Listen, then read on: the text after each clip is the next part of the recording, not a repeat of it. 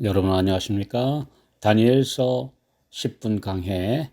오늘은 제6회로 오늘의 제목은 미래주의, 과거주의, 세대주의의 그릇된 예언 해석이라는 제목으로 우리 말씀을 나누겠습니다. 디모데후서 2장 15절.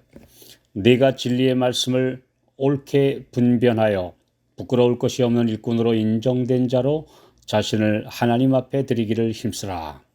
많은 신학자와 목회자들이 다니엘서와 요한계시록을 연구하여 가르칩니다만 그 해석 방법에 따라 전혀 다른 적용을 하고 있는데 이는 그들이 따르고 있는 신학 사조 때문입니다.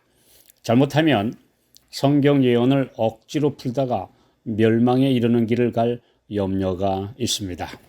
오늘날에도 극단적인 사이비 종말론을 비롯해 별별 이상한 예언 해석이 도처에 퍼져 있는 모습입니다. 몇 가지 예언 해석 방법에 관한 신학사조의 생성과 그 해석 방법을 간단하게 살펴보겠습니다. 첫째, 예언 해석의 과거주의적 접근법입니다. 이런 과거주의 예언 해석 사조는 종교 개혁자들 대다수가 로마 교황을 다니엘서에 예언된 적 그리스도로 해석함에 따라 이를 반증하고 무력화시키기 위해 가톨릭의 비밀 단체인 제수잇 학자들이 만든 이론입니다. 그들은 주후 3세기에 살았던 기독교 비평가인 폴피리의 주장을 그대로 받아들여 다니엘서는 주전 6세기에 바벨론의 포로로 가 있던 다니엘이 기록한 책이 아니라 수백 년 후에 누군가 교묘하게 짜 맞춘 글이라고 주장했고, 그래서 다니엘 7장 25절에 예언된 작은 뿔, 적 그리스도는 주전 200년경 유대를 지배했던 시리아 왕 안티오쿠스 4세라고 주장했습니다. 이를 따르는 신학파가 과거주의입니다. 이 과거주의 예언 해석의 대표적인 학자가 17세기 루이스 데 알카자르인데 그는 가톨릭 비밀단체인 제수잇 곧 예수회 소속의 학자입니다. 그와 그의 주장을 따르는 사람들은 성경의 중요한 예언을 다 과거에 있었던 사건으로 해석해 오늘날과는 아무런 관계가 없다고 주장하고 있습니다. 오늘날 세계적으로 진보주의 신학자들이 이 견해를 받아들이고 있습니다. 둘째로는 예언 해석의 미래주의적 접근법이 있습니다. 이 또한 제수잇 학자인 프란시스코 리베라가 창안한 이론인데 다니엘서 9장 24절 27절에 예언된 70주일 예언을 특이하게 적용하고 있습니다. 이 70주일 예언은 네 백성과 네 거룩한 성, 곧 유대인과 예루살렘 성을 위하여 특별히 할당된 은혜의 기간으로서 1일 1년 원칙에 따라 490년 기간을 가리킵니다.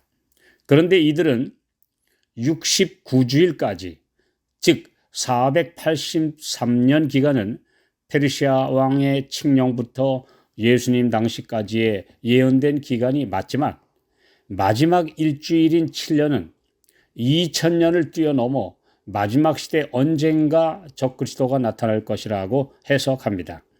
그 2000년을 간극, 영어로 갭이라고 하죠. 이런 이론을 만들어서 2000년간 신약 시대에는 전혀 해당이 없는 예언이다 이렇게 주장합니다. 이 이론은 오늘날 거의 모든 기독교 종파가 대부분 받아들여 그 7년을 7년 대환란이다라고 이런 근거로 삼고 있으며 세대주의와 비밀 휴거 등의 기본 이론으로 삼고 있습니다. 사실 성경 예언 어디에도 7년 대환란이라고 하는 용어나 그렇게 해석할 만한 표현은 전혀 없습니다. 물론 비밀 휴거라는 용어나 그런 뜻의 말씀도 찾을 수 없습니다. 단지 몇 성경절을 자의로 적용해서 억지로 해석하고 있을 뿐입니다. 리베라는 이렇게 하여 종교 개혁을 무력화시키는데 성공을 거두었습니다. 즉 그리스도가 십계명을 변개하고 넷째 계명의 안식일을 첫째 날인 일요일로 변경한 로마 교황에서 장차 언젠가 나타날 것이라는 막연한 존재로 만들어버린 것입니다. 오늘날 우리가 하나님의 율법을 다시 세우며 무너진 곳을 회복해야 할 근본 사명을 잊어버리게 만드는 이론입니다. 이 이론을 대부분의 보수주의 신학자들과 기독교단에서 받아들여 예언을 해석하고 있습니다. 종교 개혁의 후예로 자처하는 분들이 반종교 개혁 운동으로 탄생한 예수의 그 제수잇 학자가 만든 미래주의 해석 사조를 따르고 있는 것은 역사의 아이러니이며 가슴 아프고 통탄할 현실입니다. 세 번째로 예언 해석의 접근법은 세대주의입니다.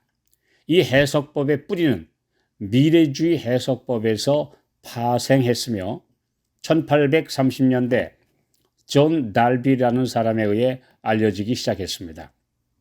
이 세대주의는 스코필드 성경 주석을 통해 널리 알려졌고 여러 학자들에 의해 이제는 미래주의의 변형된 학설로 더 넓고 체계 있게 만들어져서 사실상 오늘날 주류 이론이 되고 있습니다.